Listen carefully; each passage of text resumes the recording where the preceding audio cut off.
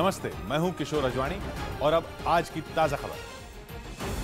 नमस्कार, आपके साथ मैं हूं अर्पिता आर्य। आयुष मंत्रालय ने गर्भवती महिलाओं को सलाह दी है कि वो शाकाहारी खाना खाएं और मांसाहारी भोजन को नजरअंदाज कर दें। बता दें कि आयुष मंत्रालय के तहत सेंट्रल योगा और नेचुरोपैथी काउंसिल की ओर से एक बुकलेट जारी की गई है, जिसमें ये सुझाव गर्भवती महिलाओं को दिया गया है।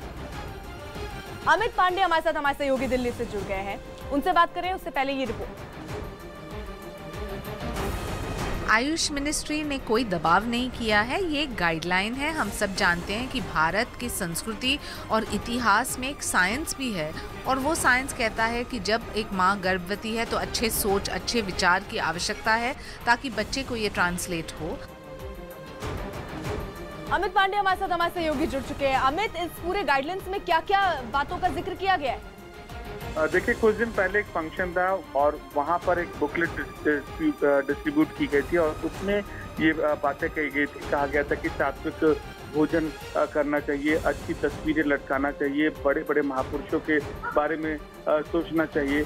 ऐसी सारी बातें यहाँ पर लिखी गई थी और ये कहा गया था कि इन चीज़ों का पालन करना चाहिए गर्भवती महिलाओं को। लेकिन अब इसको लेकर यहाँ पर आयुष मंत्रालय पर जो विपक्ष है वो निशाना साध रहा है। उसका कहना है कि ये अंधविश्वास को फैलाने के लिए ये सब बातें कही गई हैं। फिलहाल हमने आयुष मंत्रालय के सूत्रों से बात की है तो उनका यही कहना है कि केवल अच्छे स्वास्थ्य से संबंधित ये बातें कही गई हैं और ऐसा इसलिए कहा गया है क्योंकि महिलाओं के मन में उस वक्त अच्छे विचार आए और वो स्वस्थ रहे। बहुत बहुत शुक्रिया अमित। बड़ी खबर जम्मू कश्मीर से आ रही है, जहां आतंकियों की ओर से एक के बाद एक 7 आतंकी हमले हुए, जिसमें सुरक्षा बलों के 13 जवान घायल हो गए। शुरुआत त्राल में सीआरपीएफ की 180वीं बटालियन पर हुई थी, जिसमें 10 जवान हमारे घायल हुए थे। घायलों में 3 जवानों की हालत बेहद गंभीर। इसके बाद कल शाम को 4 घंटे में ही आतंकियों ने 6 जगहों पर हमले किए। अवंतीपुरा में 130वीं बटालियन पर ग्रेनेड हमला किया गया। पुलवामा के पुलिस स्टेशन पर भी हमला हुआ। अनंतनाग में आतंकियों ने एक रिटायर्ड जज के घर पर हमला बोला और जो सुरक्षा में तैनात गार्ड थे उनसे 4 राइफल छीनकर फरार हो गए। हमले में एक गार्ड की मौत भी हो गई। वहीं सोपोर में भी आतंकियों ने सेना के 22 राष्ट्रीय राइफल के कैंप पर ग्रेनेड फेंका और फायरिंग की और अनंतनाग में सीआरपीएफ कैंप पर हमला किया। वहीं पुलवामा में डीसी दफ्तर पर फायरिंग की और पुलवामा में ही पुलिस स्टेशन पर ग्रेनेड से हमला किया। सिलसिलेवार हमलावरों की ये जिम्मेदारी आतंकी संगठन हिज़्ब ने ली है।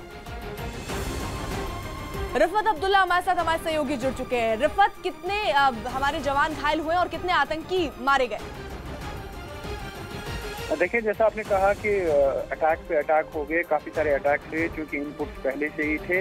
जो पहला अटैक हुआ त्राल में, एक ग्रेनेड ब्लास्ट था। 180 बटालियन सीआरपीएफ का वहाँ पे एफ कंपनी थी, उस पर हमला हुआ तो उसमें 10 सीआरपीएफ के एहलकार घायल हुए, जिसमें 3 की हालत थोड़ा गंभीर बताई जा रही है। उसके अलावा एक और जगह पे आर्मी पे ग्रेनेड अटैक हुआ 42 RR के कैंप पे त्राल इलाके में ही, उसमें 4 फौजी जवान जो है जख्मी हो गए। और जो पुलिस स्टेशन पुलवामा पे फायरिंग हुई उसमें 2 सिपाही जो हैं जख्मी बताए जा रहे हैं, माइनर इंजरी। और खासतौर से जो राइफल स्नैचिंग का मामला हुआ अंचीडोरा अनंतनाग में, जो रिटायर्ड जज थे, हाई कोर्ट के जज थे, उनके घर पे जो सिक्योरिटी तैनात थी, सिक्योरिटी गार्ड्स पे हमला किया गया। 4 राइफल स्नैच की गई और 2 कांस्टेबल वहाँ पे जख्मी हो गए। और इसके अलावा वहीं पुंछ दौरे पर गया आईजी डीएस सिंह ने कहा कि पाकिस्तान इस मौसम में घुसपैठ की कोशिश करता है, लेकिन हमारी सुरक्षा एजेंसियां काम कर रही हैं और इस चुनौती का सही तरीके से सामना कर रही हैं। पाकिस्तान कोशिश करता रहता है इस मौसम में इस किस्म की हरकतें करने की, जिससे कि लोगों को दरअंदाजों को इस तरफ पुश किया जाए। हमारी फौज और हमारी सुरक्षा एजेंसियां पूरी तरह से चौकस हैं। इस वक्त की एक और बड़ी खबर आ रही है जम्मू से, जहां पुंछ में पाकिस्तान ने एक बार फिर सीजफायर का उल्लंघन किया। पाकिस्तान की गोलाबारी का सुरक्षा बलों ने मुंहतोड़ जवाब दिया।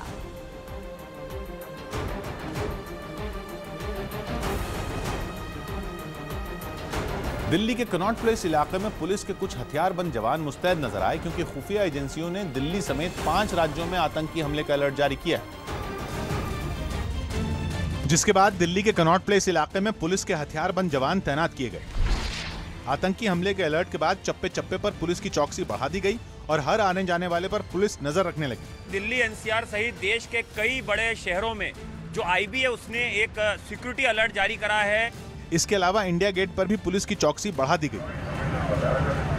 इंडिया गेट को देखने बड़ी तादाद में विदेशी सैलानी भी आते हैं, इसलिए पुलिस वहां की सुरक्षा में कोई कोताही नहीं बरतना चाहती।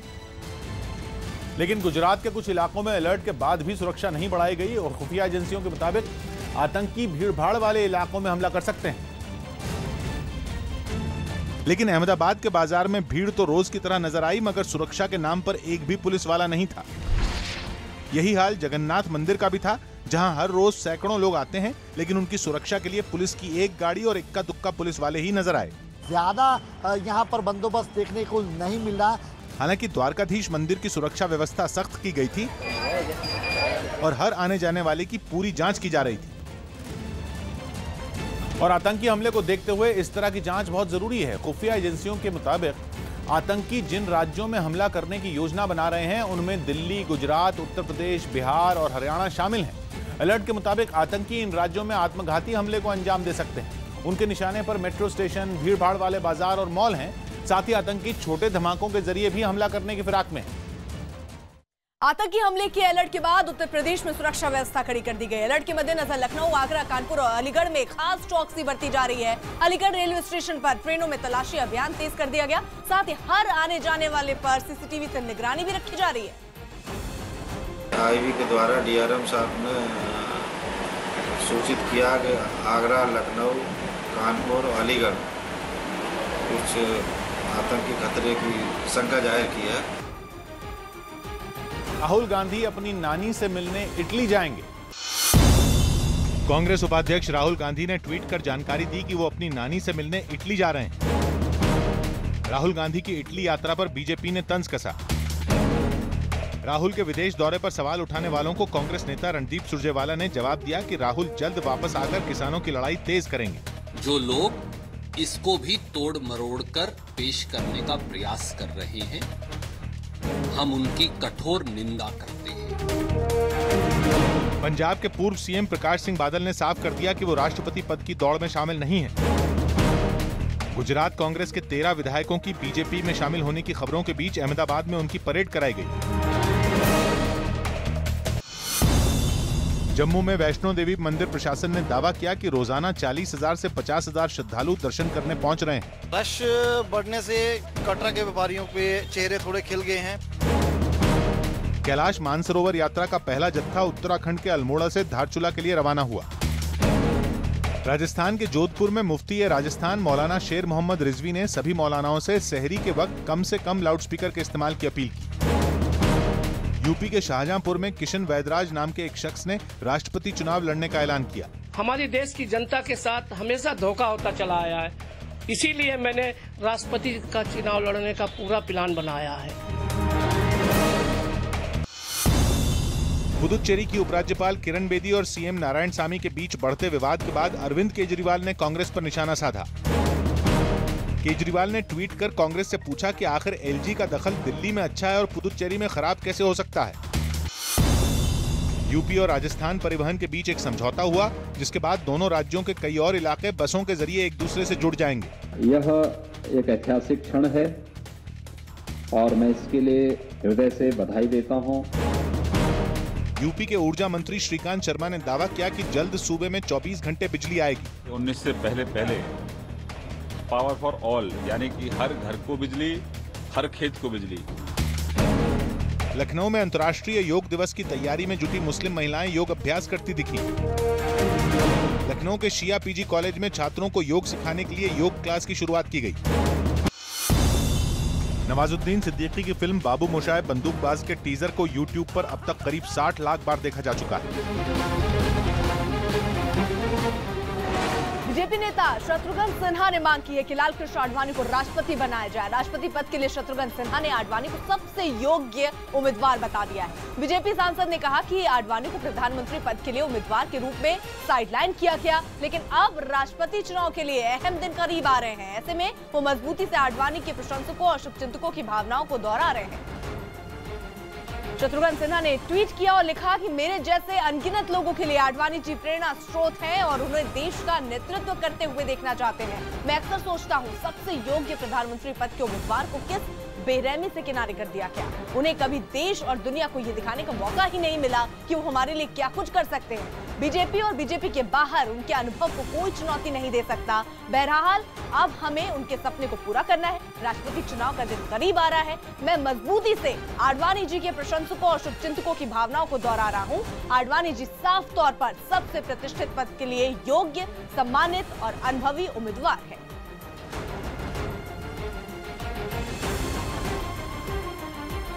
तो खुल के पक्ष में यहाँ पर शत्रुघ्न सिन्हा आडवाणी के दिख रहे हैं और ये कह रहे हैं कि वो सबसे प्रबल दावेदार अगर राष्ट्रपति पद के लिए किसी को मान रहे हैं तो वो लालकृष्ण आडवाणी है, जिन्हें अब ये पद सौंपा जाए, क्योंकि लगातार जो उनको साइडलाइन किया गया उससे उनके जो प्रशंसक है वो बेहद दुखी हैं। लेकिन अब राष्ट्रपति बना के उनके प्रशंसकों को भी खुश किया जा सकता है।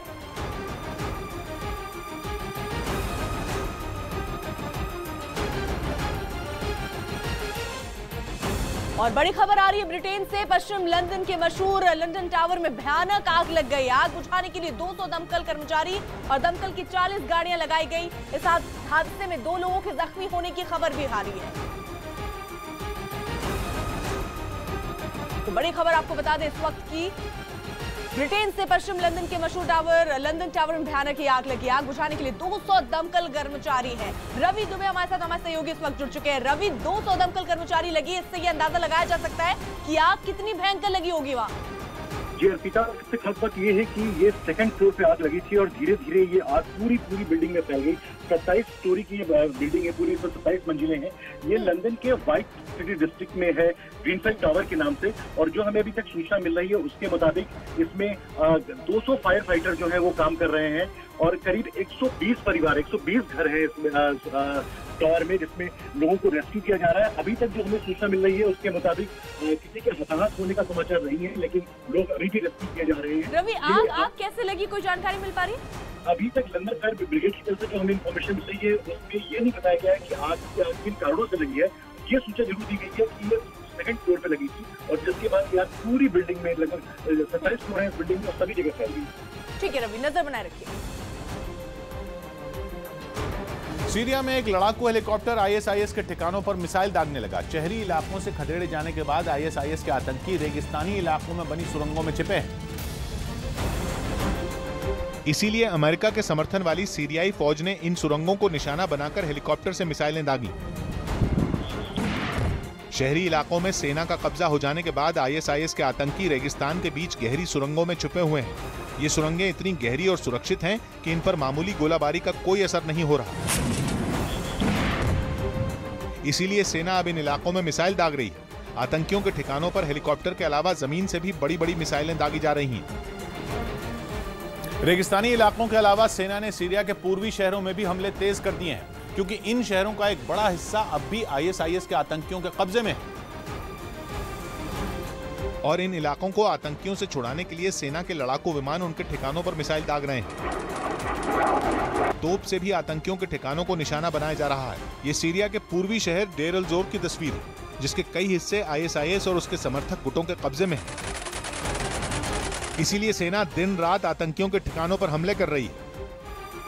पेट्रोल पंप डीलर आज पेट्रोलियम मंत्री से मिलेंगे। केंद्र सरकार की 16 जून से रोज तेल के दाम तय होने के फैसले से नाराज पेट्रोलियम डीलरों ने 24 घंटे का बंद का ऐलान किया। 15 जून की रात से शुरू होने वाले इस बंद से पहले 7 राज्यों के डीलर आज इस मुद्दे पर पेट्रोलियम मंत्री धर्मेंद्र प्रधान से मिलेंगे। केंद्र सरकार ने स्पष्ट किया है कि देश भर में निजी बिल्डर अपने प्रोजेक्ट्स में पीएम आवास योजना के नाम का इस्तेमाल नहीं कर सकते। हरियाणा में रोडवेज के कर्मचारियों ने हड़ताल खत्म कर दी है। हरियाणा के परिवहन मंत्री कृष्ण पवार ने आश्वासन दिया कि 2 महीने के अंदर कर्मचारियों की सारी शर्तें मान ली जाएंगी।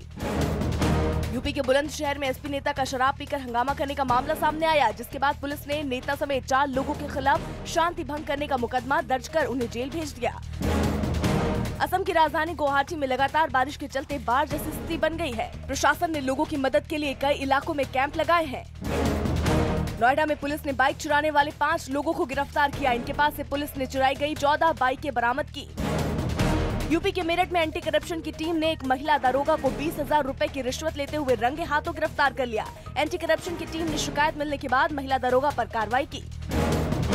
बिहार के सिवान में बंदरों के आतंक से नाराज ग्रामीणों ने मुख्य मार्ग को जाम कर घंटों यातायात बंद रखा। ग्रामीणों का आरोप है कि प्रशासन से बार बार आवेदन करने के बाद भी कोई कार्रवाई नहीं की जा रही है। यूपी के जौनपुर में शादी समारोह के दौरान लड़की के रंग का हवाला देकर दूल्हे ने शादी से इनकार कर दिया, जिसके बाद लड़की पक्ष के लोगों ने दूल्हे समेत बारातियों की पिटाई कर दी। जुटे लोग एक दफ्तर के बाहर नारेबाजी करने लगे। अलग गोरखालैंड की मांग पर गोरखा जनमुक्ति मोर्चा के बंद के दूसरे दिन सैकड़ों कार्यकर्ता सड़क पर उतरे और बंद को कामयाब बनाने के लिए हाथों में तिरंगा लहराते हुए जुलूस निकाला। इसके बाद वो नारेबाजी करते हुए एक दफ्तर के बाहर ठहर गए। ये पश्चिम बंगाल का सरकारी दफ्तर था, जिसे गोरखालैंड की मांग बुलंद करते हुए गोरखा जनमुक्ति मोर्चा के समर्थकों ने जबरन बंद करा दिया। इसके बाद ये जुलूस नारे लगाते हुए आगे बढ़ने लगा। अब जब तक गोरखालैंड नहीं होगा तब तक ये चलते रहेगा। गोरखा जनमुक्ति मोर्चा के कार्यकर्ता बंद के दूसरे दिन को कामयाब बनाने के लिए पूरे जोश के साथ उतरे थे, जिसमें महिलाओं ने भी बढ़ चढ़कर हिस्सा लिया और एक इलाके में जाकर दफ्तरों को बंद कराने लगे। दार्जिलिंग से जुलूस जैसे जैसे आगे बढ़ रहा था दार्जिलिंग में, वैसे वैसे लोग जुड़ते जा रहे थे। लिहाजा पुलिस ने भी दार्जिलिंग में सख्ती बढ़ा दी और शुरू में कुछ देर खामोश रहने के बाद लोगों को खदेड़ना शुरू किया।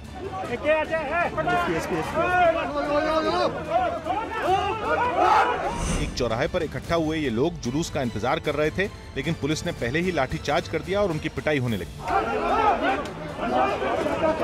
पुलिस की लाठी से बचने के लिए लोग ऊपर की ओर भागे, लेकिन सुरक्षा बल के जवान उनके पीछे वहां भी पहुंच गए।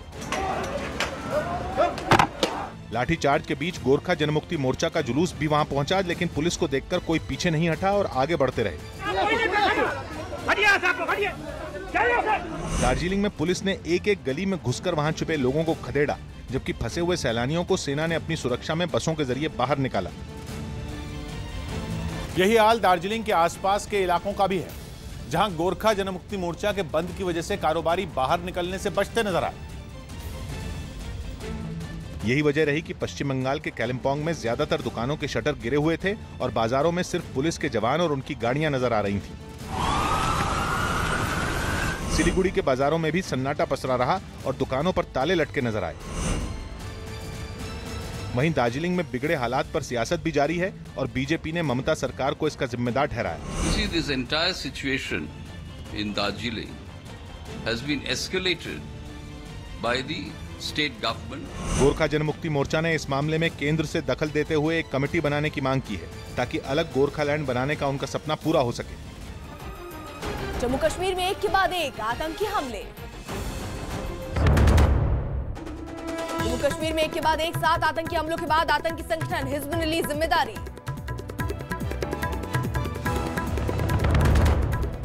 जम्मू कश्मीर में 7 आतंकी हमलों में 13 जवान घायल।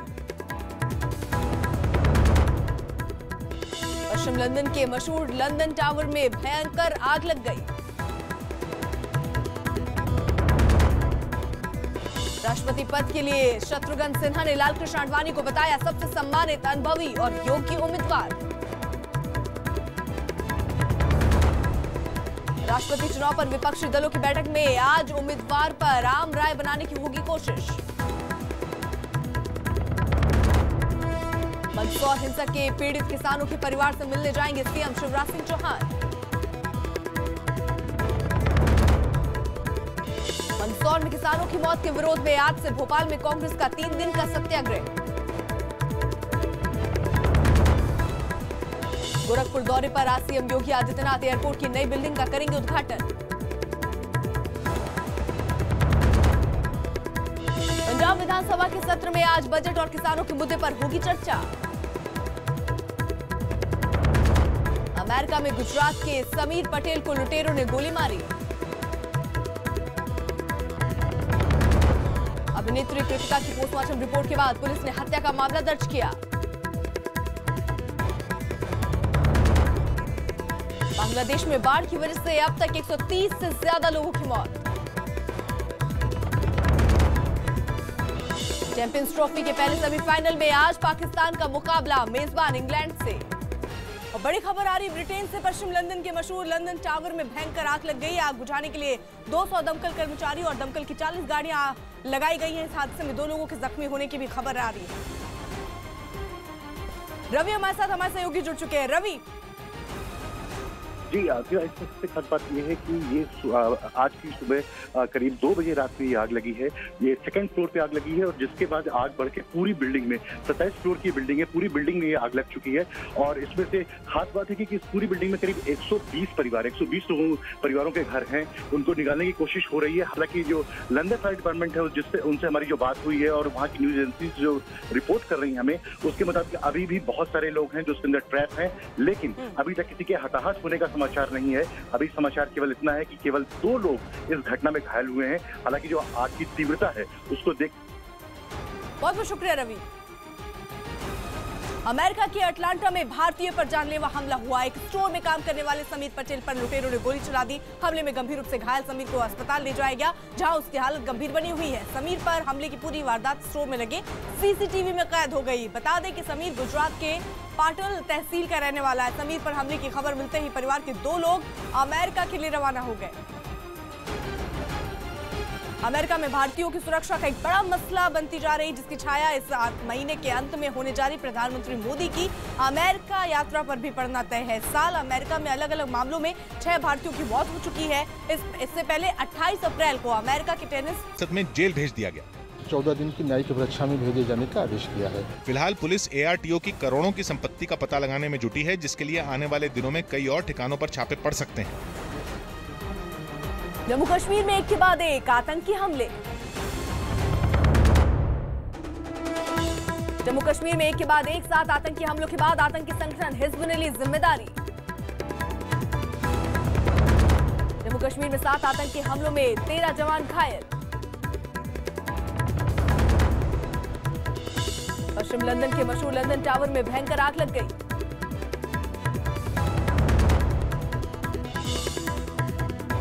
राष्ट्रपति पद के लिए शत्रुघ्न सिन्हा ने लालकृष्ण आडवाणी को बताया सबसे सम्मानित, अनुभवी और योग्य उम्मीदवार। राष्ट्रपति चुनाव पर विपक्षी दलों की बैठक में आज उम्मीदवार पर राम राय बनाने की होगी कोशिश। मंदसौर हिंसा के पीड़ित किसानों के परिवार से मिलने जाएंगे सीएम शिवराज सिंह चौहान। मंदसौर में किसानों की मौत के विरोध में आज से भोपाल में कांग्रेस का 3 दिन का सत्याग्रह। गोरखपुर दौरे पर आज सीएम योगी आदित्यनाथ एयरपोर्ट की नई बिल्डिंग का करेंगे उद्घाटन।